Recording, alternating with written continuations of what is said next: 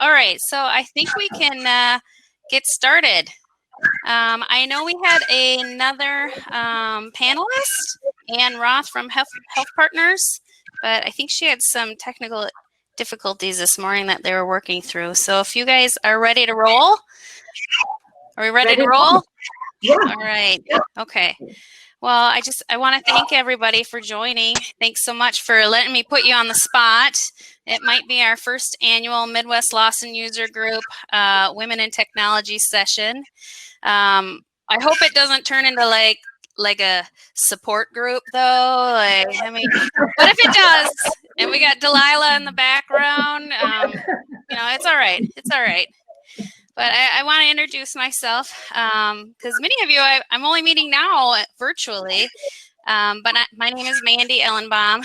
I'm a system analyst at the Mayo Clinic, and I'm a supervisor over a team that supports the PO and logistic functionality with our ERP Infor. But in addition to that, like Carla, I'm on the Midwest Lawson User Group, and I've been a part of that since probably about 2016. And so in the last year became the chair. So a little background on this session. We had a whole conference plan this summer, didn't we, Carla?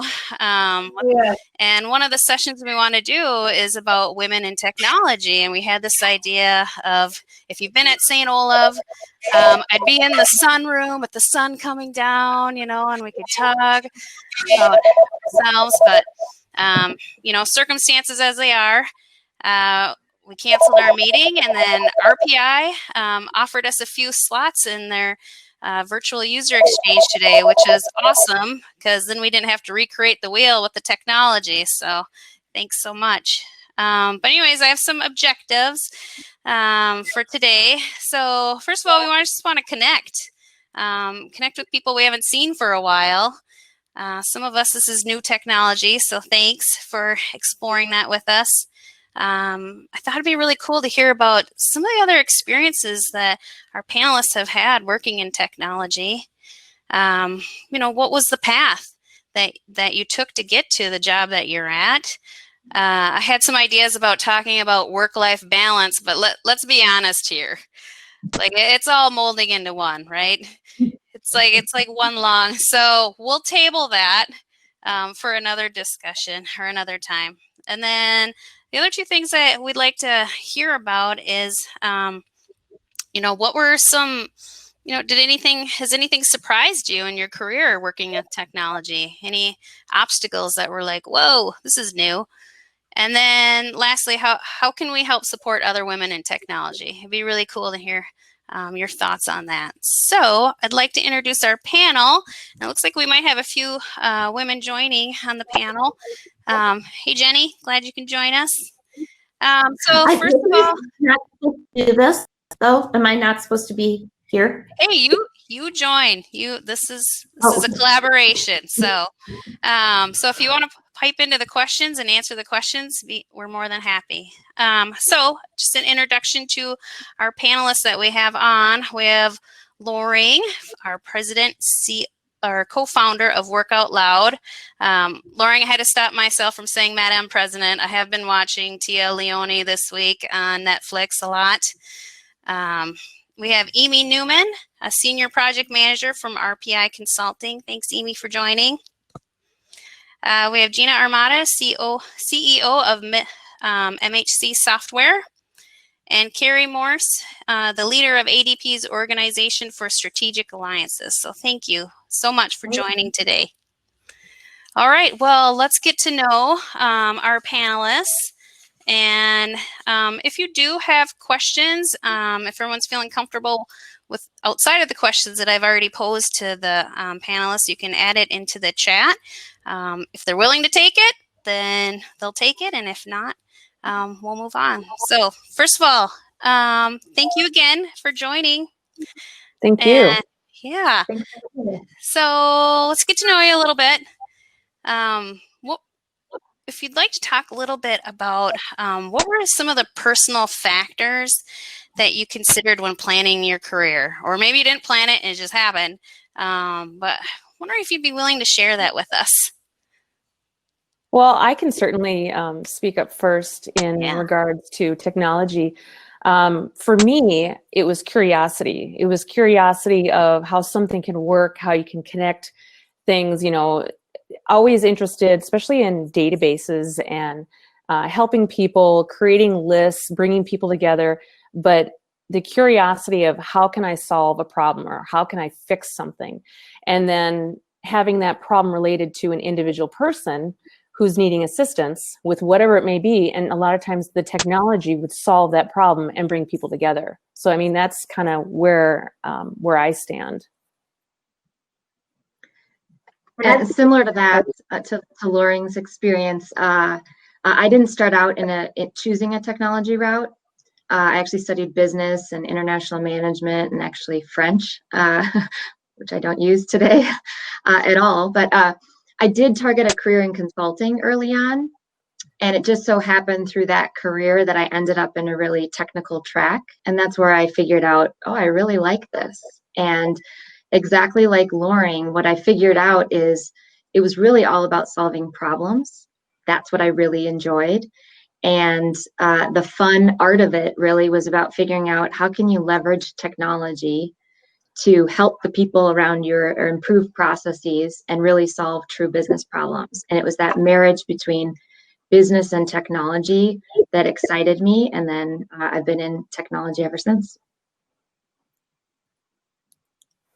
I was going to be the odd man out saying that I wound up in technology completely by accident. So this is interesting for me.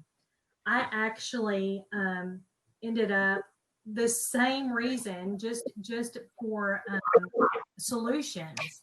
I spent a lot of time running supply chain for a large health system.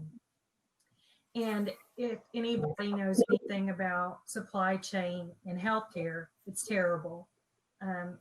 Every aspect of any sort of analytics really doesn't exist. It's gotten better over the last 15 years, but when you're trying to manage cost of supplies, contract information, product information, I'm going to bring Gina's side of the house in when you talk about invoice discrepancies and where do you go to find that, because MHC is a big player in all of the processing of those sort of things for healthcare and other industries.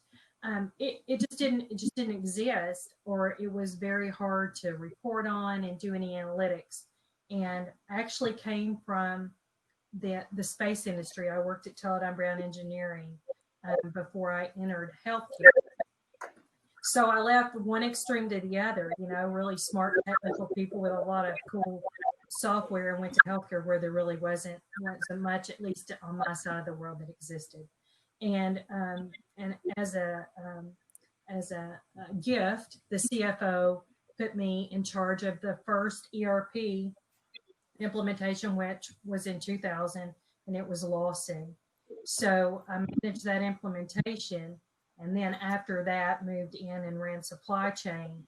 And just as a result of managing that implementation and understanding the software,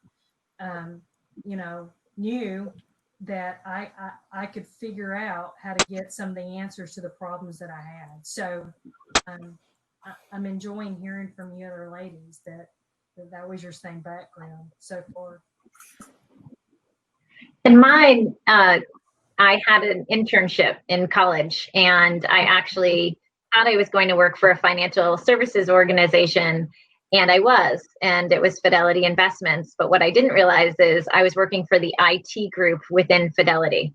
And so my internship, we were responsible for all of the technology, the infrastructure, understanding the reporting and modeling of all of their systems across the organizations. And with that experience, once I graduated, I was intrigued by technology. So similar to Gina and Loring and Amy, on how that technology worked for large and small organizations. And so I actually intentionally sought out startup organizations that were innovative, used different technologies. One of the first startups I went to was the Open Source Development Network, and owned by Andover.net, which forced collaboration and understanding and appreciating different models and technologies and systems, as well as the larger technology firms who are utilizing that.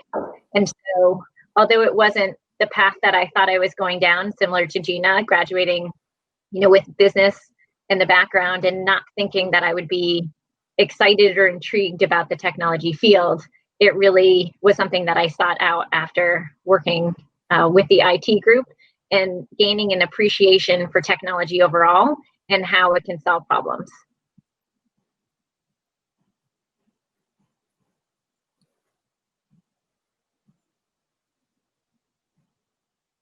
Well, thank you for sharing that.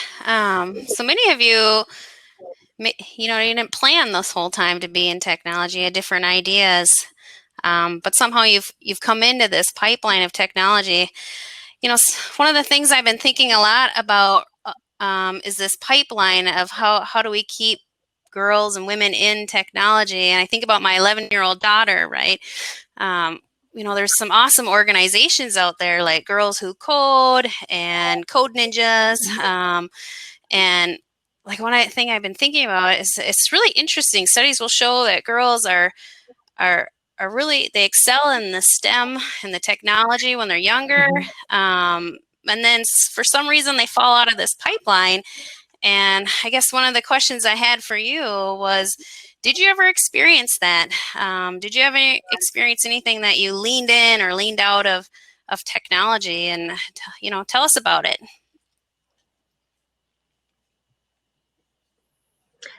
I'll start. I would just say that I'm pretty sure if STEM or STEAM programs existed when I was a kid, I would have gone into technology much sooner than kind of randomly ending up there. Like you, I have twin girls who are 13, and I'm constantly encouraging them to focus on math and science, even if they're not interested in those fields. The foundation it provides. And I especially like the STEAM programs that are embedding that arts component into it, because if you think about what we do in technology, it's about creativity. So much of what we do is about creative problem solving. And I wouldn't do very well with the A in STEAM, the artistic side. That wouldn't be my strength. But I also have to remind myself that it's about finding creative solutions. And I think those programs are absolutely phenomenal. And I'm thankful that we have more of them now. As it relates for me, I would say it's probably my first job had the best, programming and kind of introduction to technology. I worked for Anderson Consulting back then, now Accenture, and they had a full-blown program that I went through, and it was very rigorous around technology. So I would say that introduction is what hooked me right away. And but it would have been a lot more exciting, I think, to take advantage of those skills earlier. With all the programs they have now, I hope we can improve, eliminate that drop-off point that you mentioned. I just want to add to what Gina said, and Lori in her first answer, and I think several of the other ladies have alluded to curiosity. As I work with young women and young men in other programs, in the community, etc., problem solving, in my mind, it grows from curiosity, right? I mean, those seem to be the best problem solvers, are the curious kids that just want to grab the bull by the horn and figure it out. They don't ask for the recipe of the answer. And I think encouraging that curiosity helps build really good adult employees and leaders. Yeah.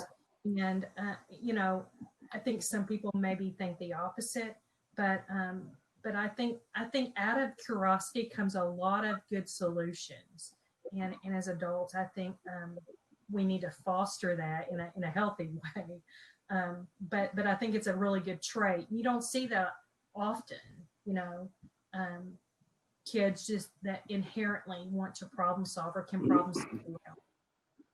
Well, and I think also kind of piggybacking off of what you're saying, Amy, when you have young people that are curious, they don't necessarily hear the word no. They're going to keep going and they're going to think, okay, if you're telling me no, then that means there's another way. So I'll skirt around your no and I'll figure it out my own way. And then, so I think that it is important for young women to be curious and explore, and the programs that are out there.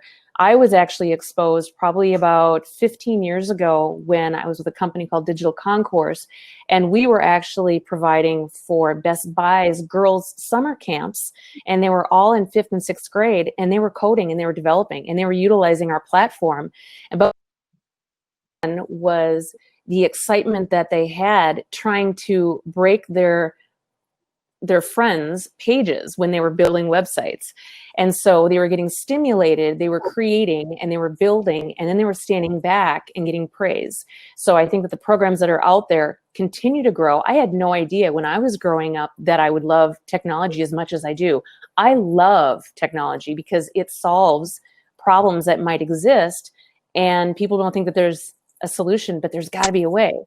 So going back to all the programs that are out there for, young adults, and it's great that we have women like us that are now not only supporting, but giving ideas and continuing to support, as they're growing, that, don't stop, just keep going, be curious, keep learning, join those programs, and you'll be happy that you did, because time goes by so fast and your knowledge is going to grow huge every single day if you just keep going. So it's great to have women like this that continue to communicate the importance of being curious.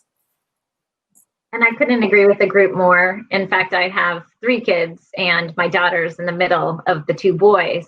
And I often find that the boys will gravitate towards robotics and math and science. And my daughter, more recently, when we talk about STEAM and the artistic value, has been challenging them in bringing a creative aspect to those builds and challenging the why. Why did you build it that way? Why did the directions say it this way? And so the diversity and collaboration that we're seeing, especially during this COVID pandemic, and how they approach what could be the same project is really important to me, because it shows that we need women in technology. We need women to bring the creative aspects to challenge the why, that we do something a certain way, with different ideas and different emotions and different experiences to help us bring the human aspect to technology. And to Loring's point, the human aspect is what solves the problems and can be really very important as we develop new things. So I gotta ask, in your career and going to school, did anyone ever get the message, just get a degree, it doesn't matter what it's in, right? That was the message that I got. And like I think about if I could go back to my 19-year-old self, 18-year-old self, and be like, do something in technology. So maybe not anthropology.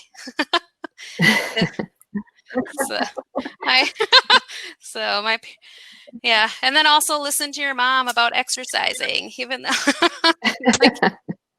so yeah, that's really interesting. Another thing I wanted to ask you is, I was curious about, now that you're in technology, what part of technology or working in technology, has anything ever surprised you in your current career or past positions? Did you see any obstacles that were just like a total surprise that you did not expect while working in technology? Right now, everybody is, transitioning from in person to, virtual. So I think this is where everybody doesn't have a choice. They have to pivot, they have to adjust, and they have to figure it out. So for me, right now. Yeah, I agree. And the other end of the spectrum is being surprised at what technology isn't present in some organizations when you go in. rather than being surprised by the technology, it's being more surprised by the manual processes that are still in place. I would say for me, the one of the challenges, it was an obstacle earlier in my career when my kids were really young, and was responsible for managing a lot of offshore and global operations. And now I'd say everything's pretty much global and seems nearly 24/7. But back then it seemed very new and very challenging to be managing all these multiple time zones, the near round the clock cycles with very young children. At one point it was 3 kids under 3, and I didn't have much of a brain left during those days. So that was probably the most difficult aspect, because a lot of my friends or colleagues who were more on the business side, they didn't have go lives or weekend go lives or nighttime migrations or around the clock IT outsourcing work where they had to talk to India and Manila on the same day, all of those things. So that was probably the hardest point in my personal career.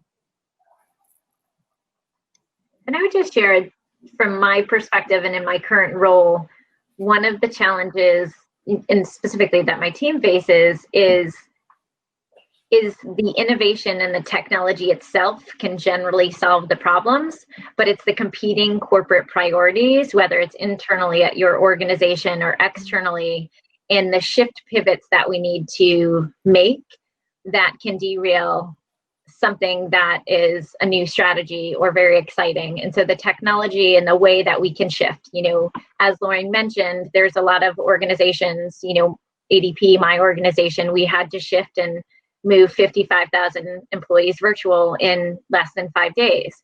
And that was a common theme and a common problem. And we did it. And the technology stands that up. But the infrastructure and the competing priorities from a corporate or business perspective, and Gina touched upon it, is sometimes the challenge where I'm struggling with, because the technology and solving the client's needs, solving the people needs, solving problems that nobody thought were solvable can be done. And the corporate or business aspects can sometimes challenge and derail that. And I'd say, to keep a fresh perspective and understanding the patients, the politics, and also to have a voice. I think it's really important for women in technology and business to share their opinions, to creatively assist and offer resolutions for problems, to enable that technology to solve for them.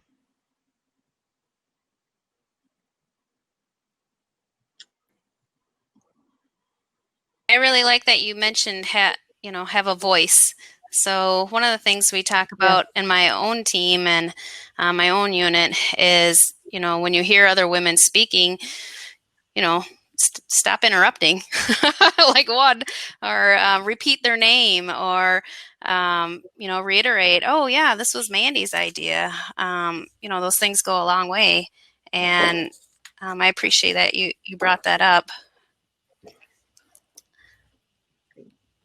So it looks like we do, if you're okay, Carrie, taking another question. Looks like we have another question from Kinder Raker about she was curious as to why you think boys and girls lean the way they do. That was from the previous question that we had about leaning in or leaning out of technology.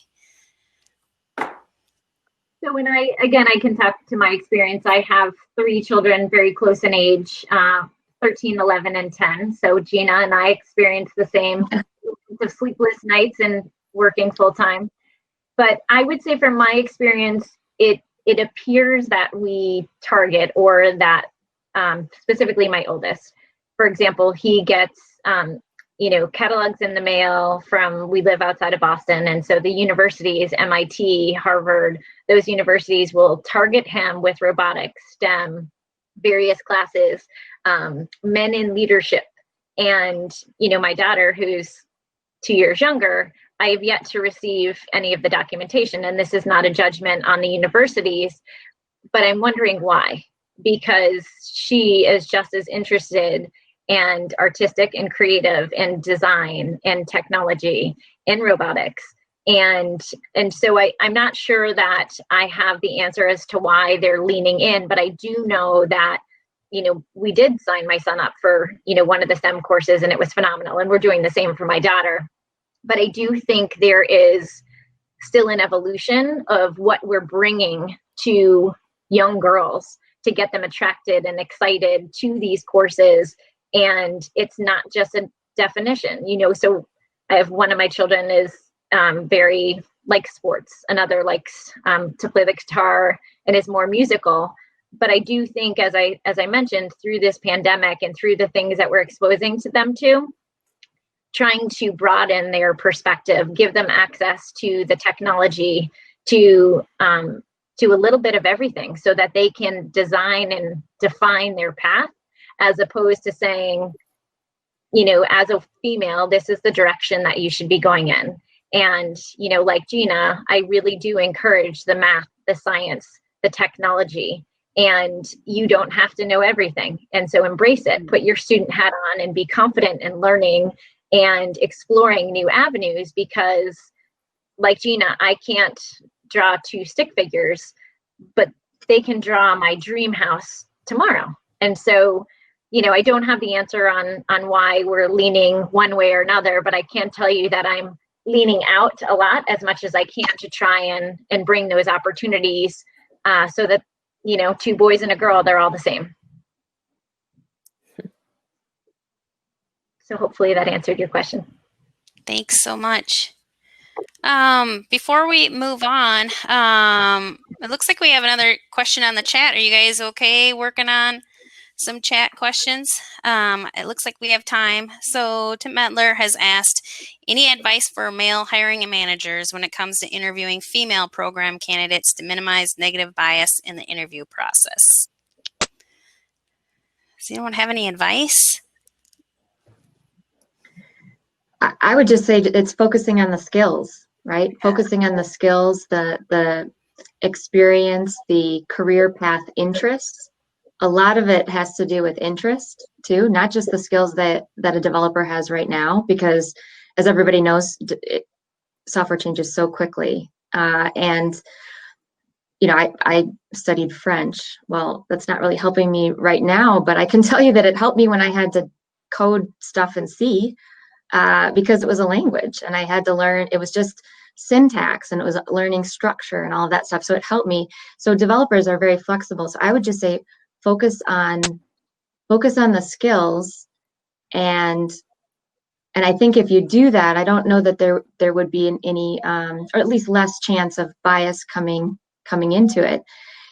I will also say though that it's important to think about the environment developers are going into, because you want to have an inclusive, diverse environment, and it can be a challenge for certain teams if there's only, sometimes only one female on a development unit or on a development team. So I think that's another important hiring consideration, is think about the destination of that individual too, and make sure it's going to be a good team fit, and help think about the team dynamics in the end to make sure there's a good mixture of diversity and resources in the team, so that you can retain that talent and grow that talent over a longer period of time.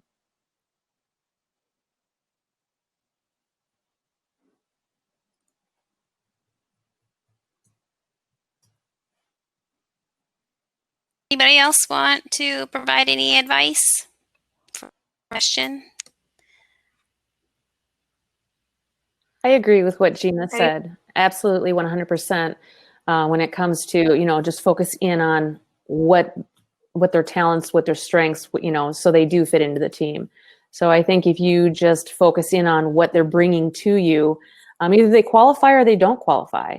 And if they don't necessarily, maybe they have more, strength in learning and adapting, and you can see that they'll grow even more so than what they're bringing to the table. But I guess it just really comes down to what their experience is and how they would fit in with the team. So I agree with that 100%, Gina. And I would also, and I agree with Lauren and Gina 100%.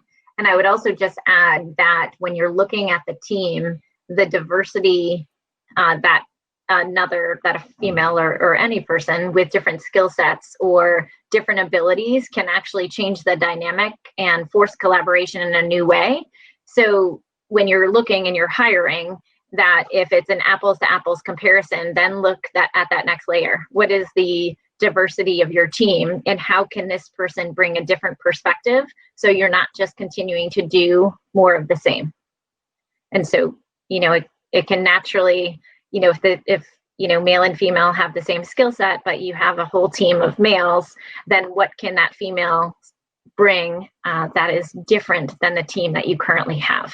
And to Gina's point, then figure out the structure that can then support and welcome that female or that new team member so that there's collaboration and innovation quickly.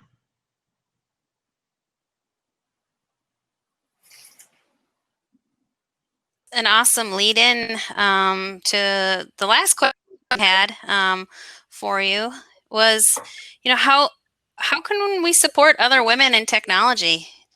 What are some ways? And I think it'd be great if other people on the chat that are listening in that may not be a part of the panel, if you want to add your comments I think that'll be a great discussion. Well, first, thank you, Mandy, for organizing this. Yeah, absolutely. This was you doing this and pulling it together. And seriously, I very much appreciate it. And I'm sure the other panelists agree that it helped you think about this topic. Oh, absolutely. Right? To take a moment. Absolutely. So thank you for organizing this type of moment of reflection, and sharing information and learning is really important. So thank you. And then the only other thing, and then I'll step back, I would just say this is probably not a gender thing, but it sometimes for certain families could be gender specific. But right now people need flexibility. So I think as an employer, I feel it very personally that this is about as stressful of a time as anyone could ever be in, with many different dynamics playing into it. But people need flexibility. They're homeschooling their kids, they're working at night, they're working weird hours in front of a monitor all the time, all those different things. So I think we have to remember that in some families, it may be even more important for the women that we're hiring to think about that flexibility. It's also critically important across the board, especially right now.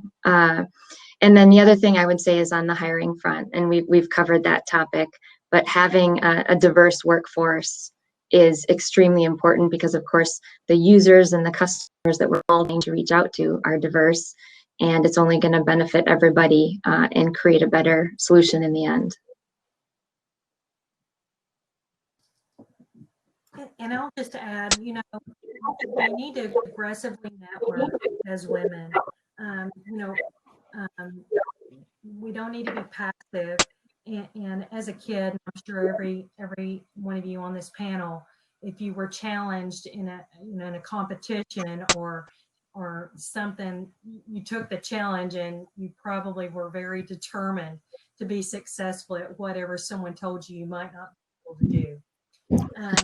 So I think, let's take the challenge to network and connect with one another at a professional and personal level, and reach out and remember that, there are a lot of really smart business women that will make themselves available to answer a question we might have or to help support us.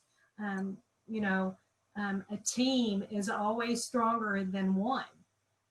And that's something that we are all obligated to do to help us be successful. There's a lot of knowledge around us, and shame on us if we don't take advantage of tapping into those resources.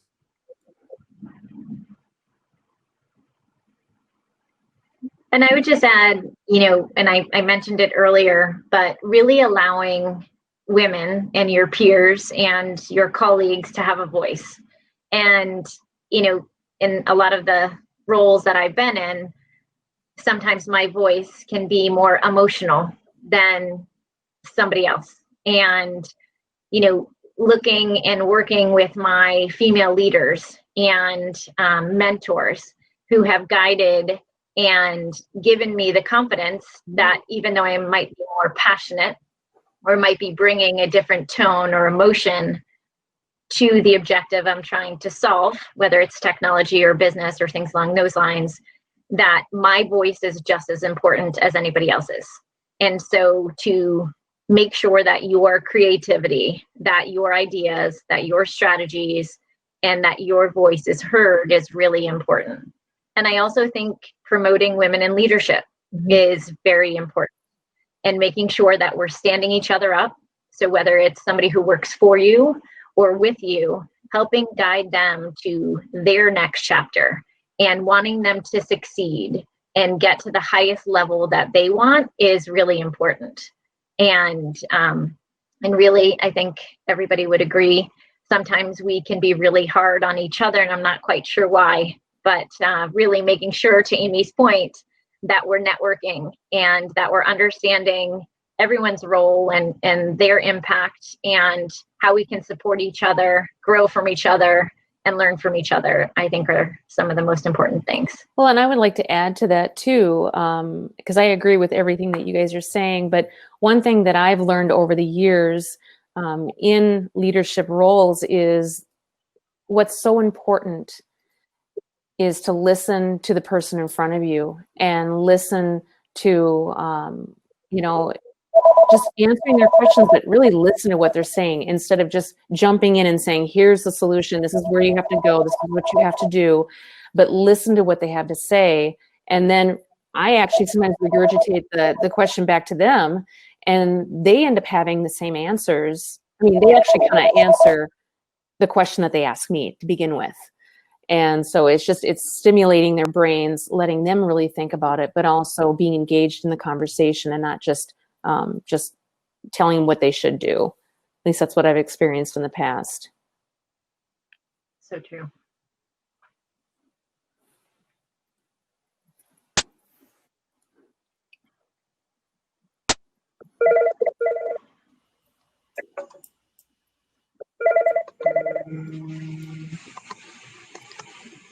So I was just thinking in my own situation, being a supervisor. I had a leader tell me that you got to think about your unconscious bias. So you are between the opportunities that you hand out. So you're handing out opportunities, and I was a new supervisor, and that was something that I was like, oh my goodness. I'm in charge of people, first of all, and then I am in charge of handing out opportunities and being, fully aware of, are you always going to the same people? And what opportunities are you going to hand out for women, even though they're not the people that may have done something in the past? How do you get them involved in what the future looks like? And so that's something I was thinking about, how I'm trying to be supportive of other women in technology.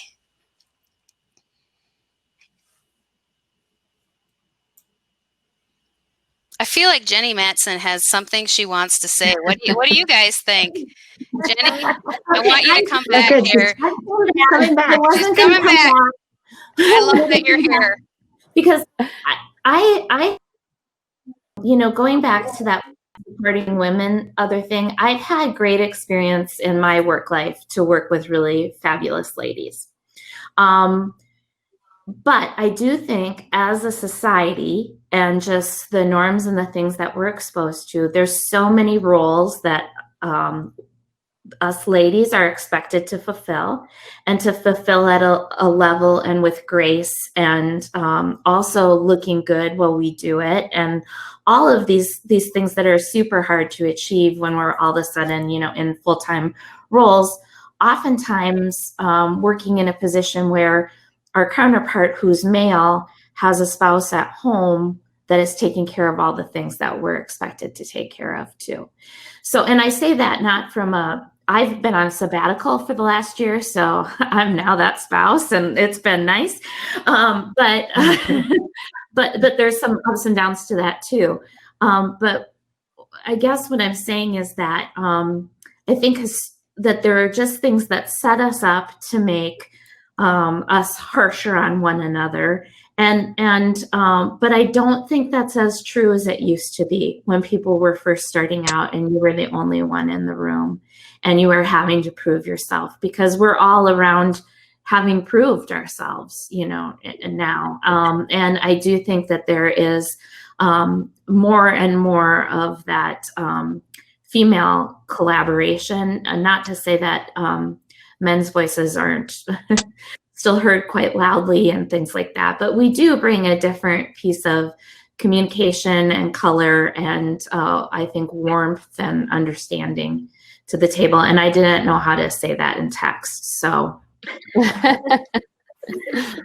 hearing your eyes. Well, I'd offer up if anybody else who is listening and not actually joining, if they would like to join. Jenny, I saw that you're addressing something that Ruth Strauss had mentioned about, women being very critical and competitive, and thanks for addressing that. I think I've seen the same thing. We're trying to be supportive. Yeah, I just saw Madeleine Albright on Trevor Noah a couple nights ago, and that's probably the wrong trick to take. But she did reiterate her quote that there is a special place in hell for women that don't help other women, and I believe we all have it hard. We've all got stuff that we're taking care of, and I think. Gina, what you were talking about this time where people are trying to do the schoolwork and trying to do all of those things. It just sometimes in households falls more towards women. That's not always the case, but I know among most of my girlfriends it is. And, I feel so blessed that my kids are at an age where they're a little bit more self-sufficient, but I remember you'd have an RFP come in and you're working until 2 a.m. and then you've made a commitment to volunteer because you feel like your kids got good teachers. So you got to do something for school or whatever. And just having understanding and grace around how we want to allow for all of that. And because of that, sometimes we are very good at getting things done in a very quick amount of time. We've fine-tuned that focus. So I think it's because we're good at multitasking. And I think that also there isn't a choice. It has to be done. And sometimes you can't necessarily rely on someone else when there's no one else to do it. So you just, as my mother used to say, you put on your big girl panties and you just get it done and just don't think too much about it. And that's where some of my friends, or I should say, my business partner calls, the hustle. You just get it done and you just don't think too much about it. You just charge ahead, and before you know it, you'll be looking behind going, oh my gosh, it's done. I did it. Let's do it again, type of thing. So, and I think the creativity also, how are you going to accomplish these things? I think everything that everyone is saying is, it's really nice to hear other women say what's in my head. It's not just my thoughts. So again, like Gina was saying, saying thank you to Mandy. Thank you, because this reiterates the power of a voice and us coming together, and that a lot of us are in the same boat. It's just sometimes there's 4 walls that are stopping us from communicating. So thanks for breaking down that barrier. And I couldn't agree more, Mandy, like having this opportunity to talk with all of you, and anything that Amy shared or Gina shared, Loring and Jenny, and even all of the chat, we're in the same boat, and I couldn't agree with you all more. And poor Jenny's living through COVID right now. Somebody's entering in her zone into her zone. but make yourself a pizza. I think you're supposed to go like this, pizza. Make yourself a pizza. Which I appreciate. You did a great job there, Jenny.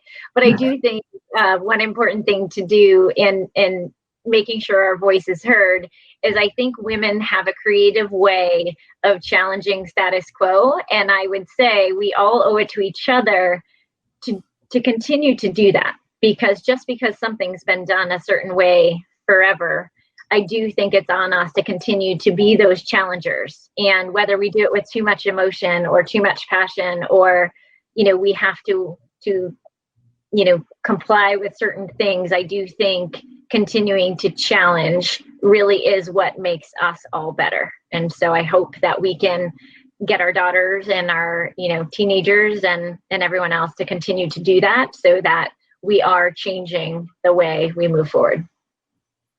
Yeah, I agree. I will say this is a challenge for me, and I would be surprised if it wasn't for other women, because we want to succeed, we want to problem solve. Sometimes for me, it's hard to say no. I don't say no, right? And as a result of all the other responsibilities other than work, and Mandy started this session off, and she backed off of balance and life balance. Sometimes it's hard. So I have to step back and think, okay, I'm too focused in this area, and I need to make family time and other things. So saying no is not a bad thing. We just need to be very strategic and selective to the things we say yes to. Right. True. I don't mean to go off topic, but since we're talking about saying, no to things, one of the things I've been talking to my spouse about is, everything's closed, right? There's no kids sports. You're not going to church or worship, or you work and then you're at home, still maybe at work, at home. So I like what you're saying, Amy, like this whole pandemic, it's allowing us to look at the future and say, what are we going to fill our calendar with that maybe we just let come in before, and now we have a little bit more say or control over saying yes and no to a lot of these things. I don't know if you guys have experienced the same thing.